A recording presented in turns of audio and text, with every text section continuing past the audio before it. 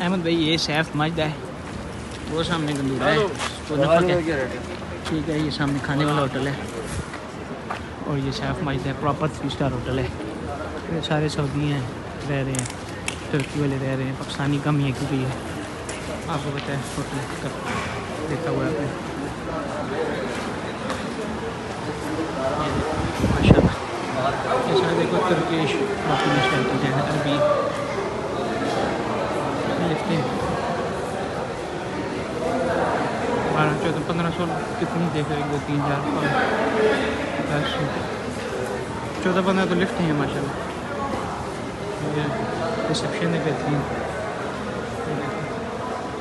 सोफे लगे हुए हैं।